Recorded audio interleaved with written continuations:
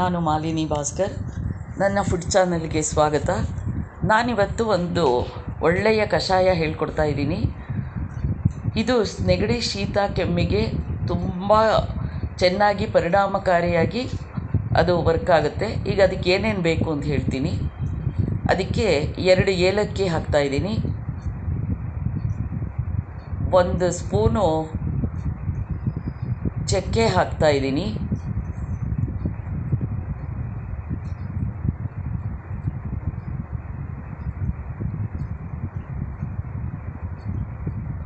ಇನ್ನೊಂದು ಸ್ಪೂನ್ ಹಾಕ್ತಾಯಿದ್ದೀನಿ. ಆಮೇಲೆ ಈಗ ಅದೇ ಅಳತೆಯಲ್ಲೇ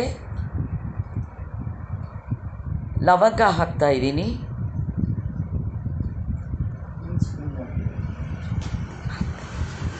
ಆಮೇಲೆ ಅದಕ್ಕಿಂತ ಸ್ವಲ್ಪ ಕಡಿಮೆ ಮೆಣಸು ಹಾಕ್ತಾಯಿದ್ದೀನಿ,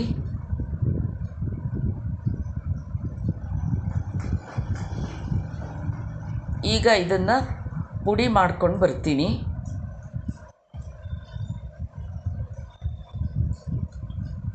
ನೋಡಿ, ಪುಡಿ ರೆಡಿಯಾಗಿದೆ. ಈಗ ಇದನ್ನು ಈ ಬೌಲಿಗೆ ಹಾಕ್ಕೋತಾ ಇದ್ದೀನಿ.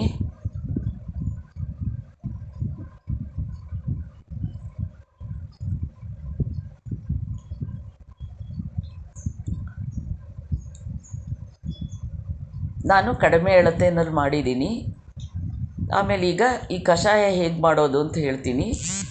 ಆ ಲೋಟದಲ್ಲಿ 1 ಲೋಟ ನೀರು ತಗೊಂಡಿದ್ದೀನಿ, ಅದನ್ನೀಗ ಇದಕ್ಕೆ ಹಾಕ್ತಾಯಿದ್ದೀನಿ.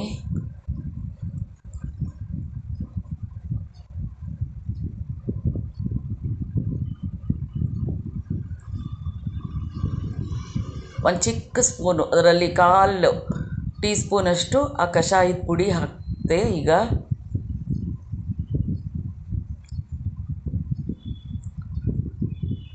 ಸ್ಟವ್ ಹತ್ತಿಸ್ತಾ ಇದ್ದೀನಿ. ಈಗ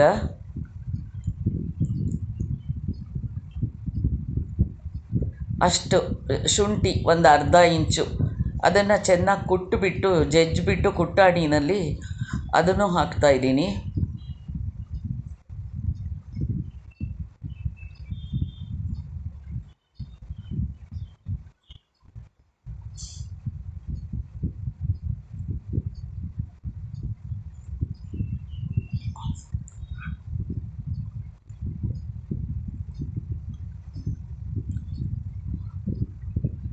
ಆಮೇಲೆ ಚಿಟಿಕೆ ಅರಿಶಿನ,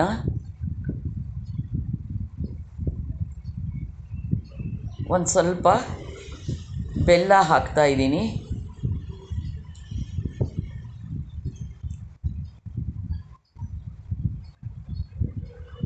ಈಗ ಇದನ್ನು ಚೆನ್ನಾಗಿ ಕುದಿಸ್ಬೇಕು. ಇದು ನನಗೆ ನಮ್ಮ ಅಕ್ಕ ಹೇಳ್ಕೊಟ್ಟಿದ್ದು. ಈ ಸಲ ತುಂಬ ಚೆನ್ನಾಗಿ ಇದು ಶೀತಕ್ಕೆ, ಕೆಮ್ಮು ಎಲ್ಲದಕ್ಕೂ ಇದಾಗುತ್ತೆ ಅಂತ ಹೇಳಿಬಿಟ್ಟು ನನಗೆ ತೋರಿಸ್ಕೊಟ್ರು. ಆಮೇಲೆ ಇದಕ್ಕೆ ಒಂದು ಸಣ್ಣ ತುಂಡು ನಿಂಬೆಹಣ್ಣನ್ನು ಹಾಕಬೇಕು. ಹಾಗೆ ಅದು ಕುದಿಬೇಕು, ಹಿಂಡೋದೇನೂ ಬೇಕಿಲ್ಲ.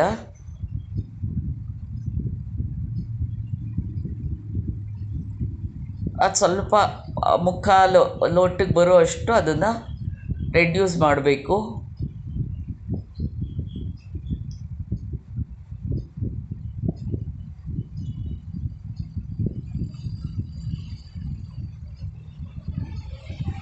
ನೋಡಿ, ಕುದೀತಾ ಇದೆ.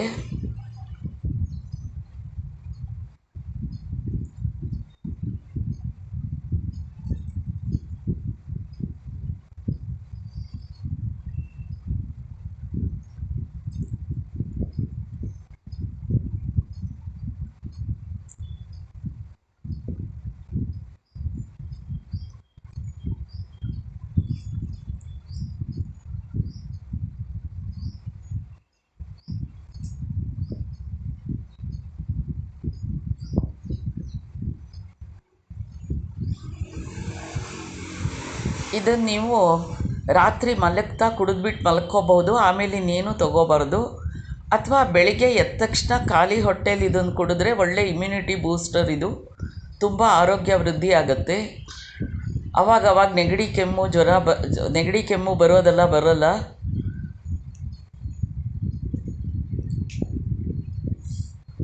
ಈಗ ನೋಡಿ ಶೋಧಿಸ್ತಾ ಇದ್ದೀನಿ.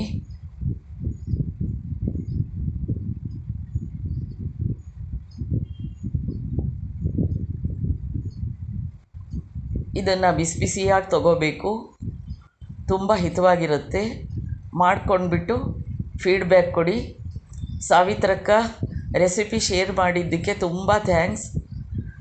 ವಿಡಿಯೋ ನೋಡಿದ್ದಕ್ಕೆ ಧನ್ಯವಾದಗಳು. ಲೈಕ್ ಮಾಡಿ, ಶೇರ್ ಮಾಡಿ. ಸಬ್ಸ್ಕ್ರೈಬ್ ಆಗದೇ ಇರೋರು ಖಂಡಿತ ಸಬ್ಸ್ಕ್ರೈಬ್ ಮಾಡ್ಕೊಳ್ಳಿ. ಧನ್ಯವಾದಗಳು.